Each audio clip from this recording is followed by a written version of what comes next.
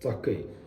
Өнөөдрийн миний ярих сэдв бол таны ингээд годамтанд гараад харж байгаа хүмүүс, тэ таны ингээд ангийн чинь бүх хүүхдүүд, ажлын чинь байрны хүмүүс, энэ гараад харж байгаа бүх хүмүүс, магадгүй өнгөрсөн байсан бүх оршин байсан хүмүүс бүгдээрээ бүтээл бас бүтээгч. Сэмбэнэ би бол ерөөсөө доктор биш, тэ сэтгэл зүйч биш, сэтгэл судлаач биш, нийгмийн ухааны судлаач биш, би зүгээр л ахлах сургуулийн сурагч. Энэ бичлэгийн дээр гарч байгаа бүх зүйл миний үзэл бодол, миний бодол гэдгийг санаарай. Бичлэгэндээ тавтай мөрөл.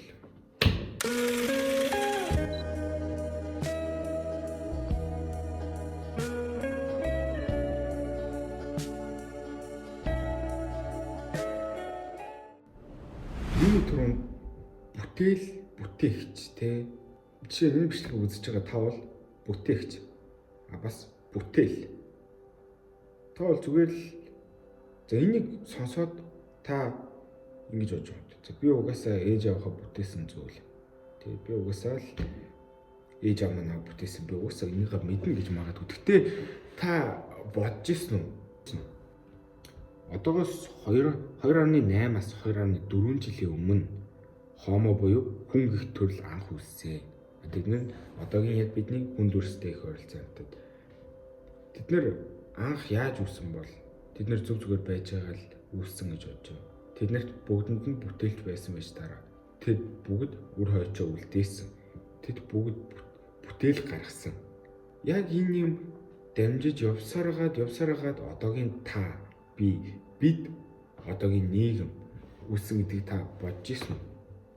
Тэ таны хэрхэн алхдаг, таны хэрхэн гүйдэг. Энэ одоо бол техниктэй хэрхэн өндөр өсрөх вэ, хэрхэн өндөр зүйлийг даах вэ, хэрхэн жадыг хол шидэх вэ, тэ хэрхэн хүнд чинь хол шидэх вэ, техник бүгд техниктэй, хэрхэн сайн тулдах вэ, хэрхэн сэлмиг сайн ашиглаж сурах. Тэгээ бүгд техник байгаа. Тэр бүх техник чинь зүгээр л та нарт олдсон биш шүү дээ, тэ хүн болгон зүгээр л цаанаас нь майгээд заны өдөр бурхан өгцөн биш. Тэгээ зүгээр л номын унших нэг тэ туториал ном өгцөн эсвэл зүгээр л төрөлтөнд л ойлгоцсон зүйл биш.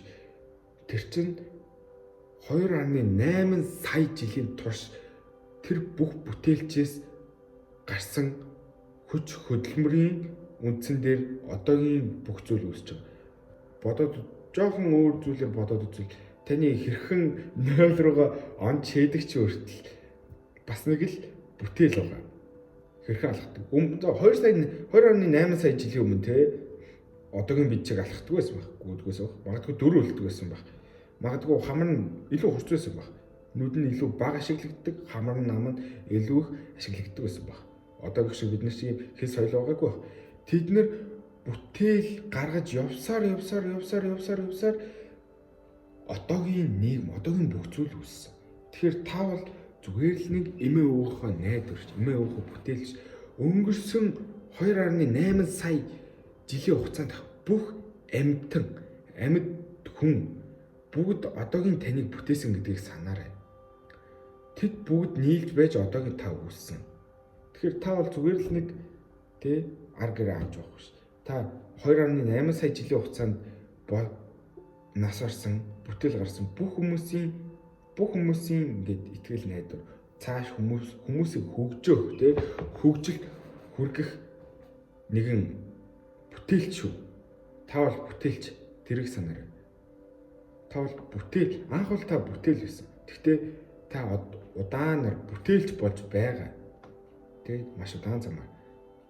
Анхандаа суралцаад 2.8 сая жил хүмүүс хэрхэн юу хийх 2.8 сая жилд хүмүүс яг юу судалж одоогийн нийгмийг юу болгосныг бүгдийг нь ойлгоод тэрнийхээ дараа та бүтээлж болж эхэлнэ.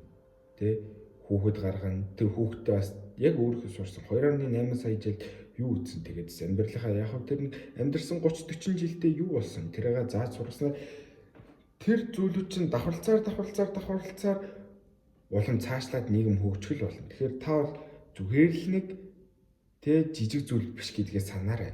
Та бол 2.8 сая жил 2.8 сая жил гэдгийг бол Үнэхээр хөнгөнөр хүлээж авах ямар ч боломж алга нэр. За магадгүй би хүүхдтэй болохгүй тэгэхээр би бүтээлч болохгүй ч гэж хэлж магадгүй. Гэхдээ яагаад заавал хүүхдийнхаа бүтээлч байна гэж та чинь өөр хүнд дүүдээ эсвэл танихгүй гудамжинд таарсан өөр найзтай нэг зүйл зааж сургаж тэр хүнийг хөгжүүлж тэр хүнд юм ойлгуулснаар та тэр хүнд бас нэг тэр хүнийг шал өөр бүтээл болгочлоо гэсэн үг.